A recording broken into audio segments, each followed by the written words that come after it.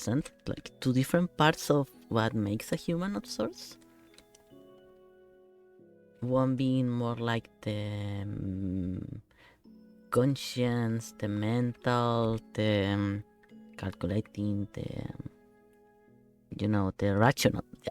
rational part, like going more into homo rationale part.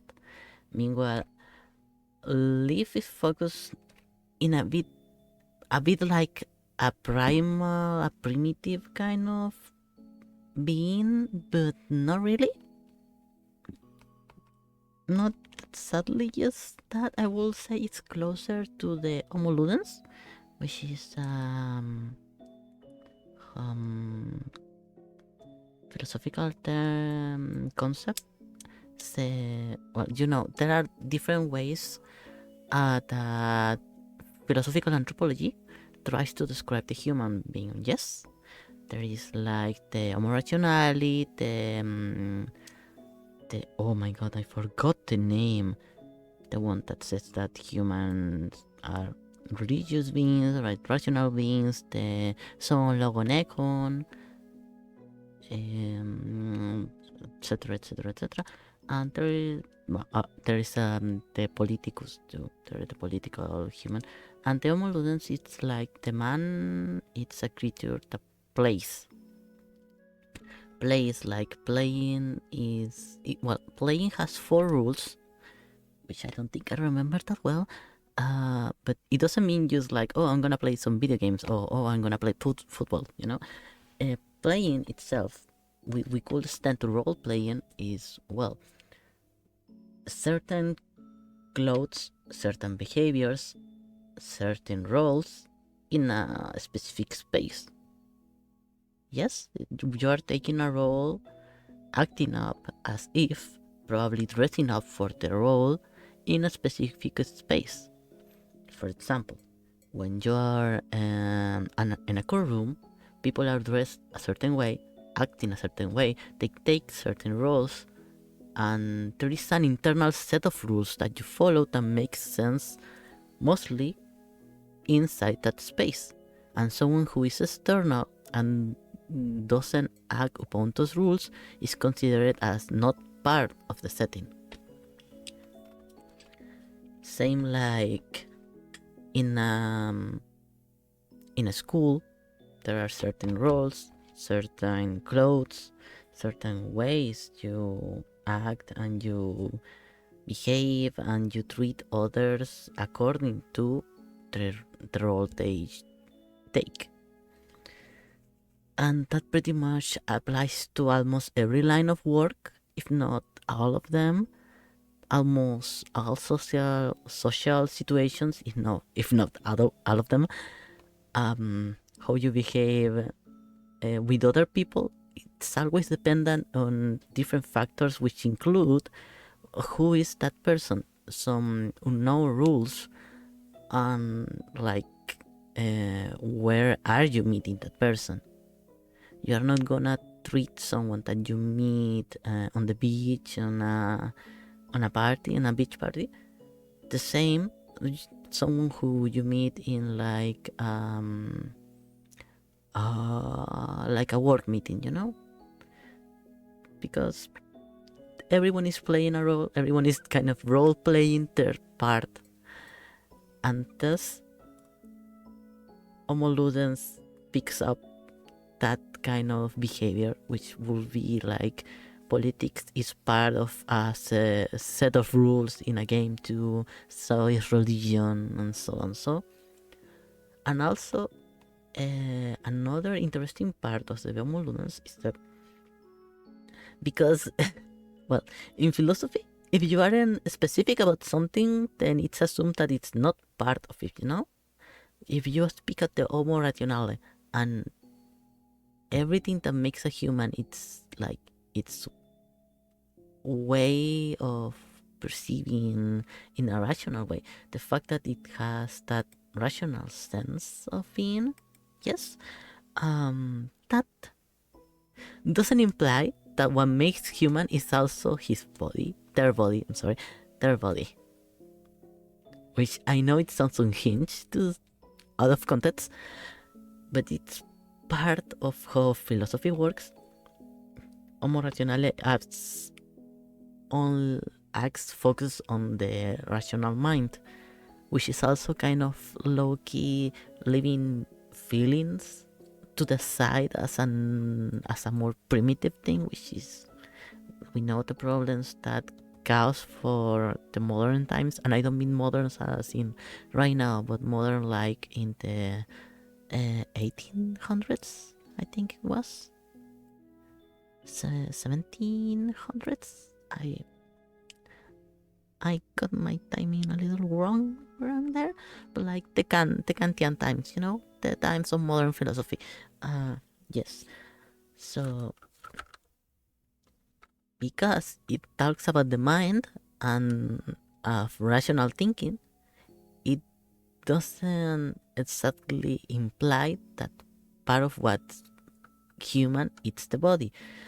We can go to wild ideas pass from that, like if you are like just your mind, then you can be taken and uploaded into a cloud of data and become a sort of simulation of yourself, and you will still be the same person because you think the same way. Those are some implications that could be made. There is someone who talked about a similar thing, which is Descartes. Descartes, I think therefore I am guy. Yes. He on his meditations had a whole like theory dedicated to something that we could call the evil scientist analogy, which is summed up like really badly. Imagine there is a evil scientist and he decided to take your brain out of your body and connected a bunch of little cables and like electricity things and stuff, and it's connected to a bunch of machines, and with touch of buttons and levers and things, he could make you experiment real life, quote unquote. Like you can experiment as if you were just going through your normal day. You see other people and they interact with you, and you can feel touch because it's something that gets to the brain. It's not like you directly know what your hand feels, but like it's more like the signal sent to your brain interprets what your hand feels. Yes. So imagine you simulate every sense, every interaction, and every thought. In that case, not only reality is not exactly a thing that you can assure that is real, but we are not gonna touch on that too much yet. I derail a lot. But also it implies in this specific version that you are your brain. No, that means there is a bodily feature of you, a physical feature of you that it's needed for you to exist. But it also means that there is a possibility that if that was possible without your brain, just that someone subtracting your mind out of it, in that case, humans are not their bodies. And thus what makes a human is its mind, which whatever it implies, or it's connected inside, because some might argue that feelings are part of the mind and some might argue that not. We are leaving that out of the conversation for now, but that also implies that thus what makes a human is not exactly its body, and thus not its naturality. It's not the fact that it is an animal, a primate. None of that makes a human. And thus then what are we? If we are not animals, what are we? And why are animals still animals and us aren't? In which moment in evolution did our mind separate from our body as the thing that makes us us? That's why the Homo ludens is interesting, because the Homo rationale was really, really prominent for a lot of time, for a really long time, which kind of derailed into that having such hold onto the idea that the rational man, the civilized quote unquote man, the self-important man, because women at that time barely had the right to exist. So the important, the rational, the common and educated man will act completely on reason, not on feeling. And we know where that lead, and there is now a lot of issues with men not being able to cry properly and express their... Yeah, there is a lot of nuance there. But going back to the Homo ludens, it makes it interesting because it implies it needs a body, because it takes a role in a physical place with certain clothes and certain behaviors, which can only be expressed by a body. And it also means that it is in community, which we can always say, yes, the human, it's an animal of community, of social, it's a social animal. But in philosophy, if you don't specifically imply that, it's not assumed. It's very specific. Everyone thinks that, well, not everyone, that's an assumption, and it's a generalization, and in philosophy we are told to avoid generalizations, despite the fact that you do a lot of generalizations, But it's a common idea that philosophy is pretty laid back and everyone can just make a philosophy just like that. But it actually follows a certain method. There is a method to the madness. Basically, the method is kind of overthinking. You just make sure that everything you say is accounted for and has a specific meaning that you're giving it. Because for example, you know how lightning and thunder are not the same thing. You have to specify that, because you can be talking about the soul, you can be talking about the spirit, and they are not the same thing. You have to specify what they mean. So if it's not specified, then it's assumed it's not there. There is a whole debate about how the fact that we can actually mention nothingness already means that nothingness is false,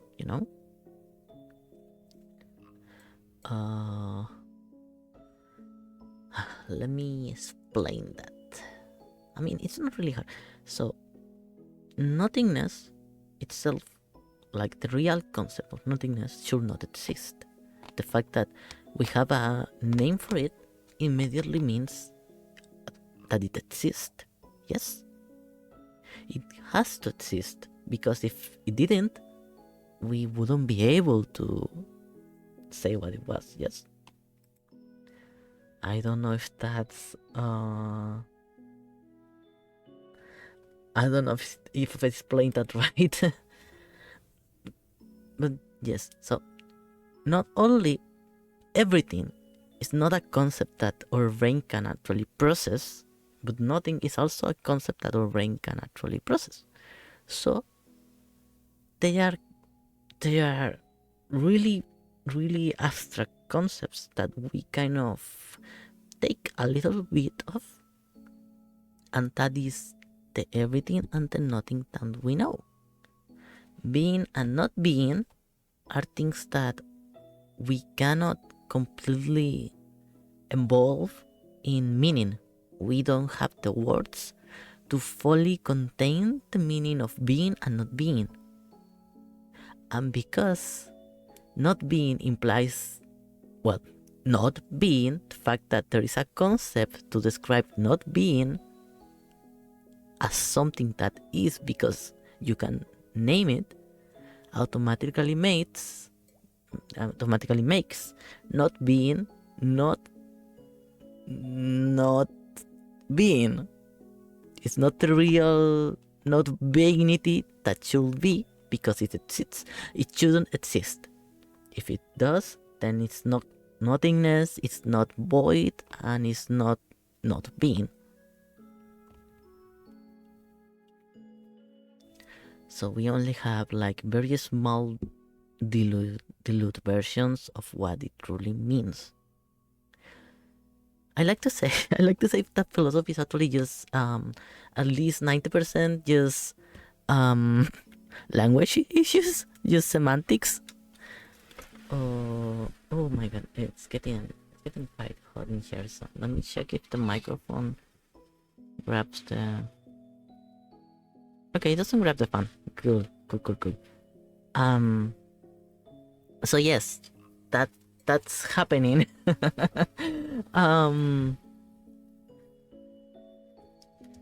Where was I? Not being. Yes. Language issues. I just think it's mostly language issues, because most of like the things you question normally tend to go back to the words you're using. You know?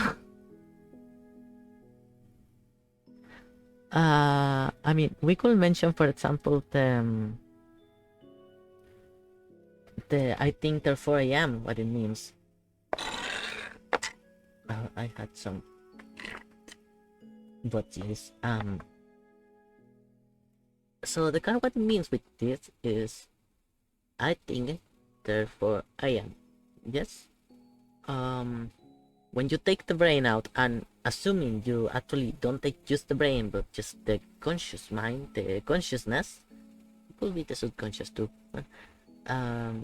When you take the mind, assuming it's not something corporeal out of the brain, assuming it's not something corporeal, because you could easily count with the right description the mind as something that's part of the body too. But we are assuming it's not part of the body. We're assuming it's just consciousness. If you take that, and just like the experiment, you kind of fake reality into existence. If your brother, if your sister, if your friend is not really there, but you can see them there, you can touch them, you can hear them, you can smell them, you can see them, you can hear them, because the mind is so powerful, and because every sensation you feel is not truly you generating it, but you processing something that comes from the outside, and thus it can be generated in your mind. Assuming that happened, that means you cannot be sure that anything is reality. Yes? However, you can be sure of one thing. If you exist, you can doubt that whatever is outside of you exists. You can doubt. You can ask yourself if that is real. Because imagine if we were in that situation right now, and I, myself, who are talking to you, was only my mind, and everything else around me was just a random spasm in my brain, a random electric signal that's going through my imaginary mind that actually is out of my brain here. There's no brain. It was just strange things going through my mind that it created, because it is so powerful that it can fake a whole life while you sleep. If it was just doing that, then what is the one thing I can be sure of? I cannot be sure that God exists. I cannot be sure that even death exists, because I'd never lived through it. Even if other people have through, I have no proof that other people are real. And thus, if I have not lived through death, I cannot be sure that it's real. I cannot be sure that my desk is real, that the people hearing this are real. I cannot be sure that the wind I feel from my fan is actually cooling me down, or that the heat I feel from the sun is actually heating me up. It all could be just a simulation of something. Just a fake, an hallucination. It could be. But I can doubt. I can ask myself, what if it's not? What if it's real? What is it? Is this real? Who am I? What am I? I can ask that. And if I didn't exist, if I wasn't real, I couldn't do that. Because I exist right now as the person that holds my consciousness, I can wonder if everything else exists. And that's what it means, the phrase, I think, therefore I exist. Well, because you can think, you exist. And that is one of the only, for the series, like the only two examples of like an absolute that you can like 100% prove is that you are yourself, and you can doubt that you are yourself and that everything else exists. You can, well, so you can doubt. Well, you can ask questions, and you are indeed right now existing. Those are the only two absolutes we can trust. I'm sure there is like another thing we could come up, but like only just thinking about that specific point, I think therefore I am, is like related to that. Anyway, so basically one is like connected to the thought of the Homo ludens, and the other one is to the Homo rationale. Yes, yes. So one is more like we live in a society, and the other one is just there. Of course, I took some liberties, and also he is a bit of a more feral child because of the way he was raised. But still, so this is Liv, and this is Geist, which I think I'm 100% sure I'm pronouncing wrong, and I'm really sorry. I need to brush up my German. Anyways,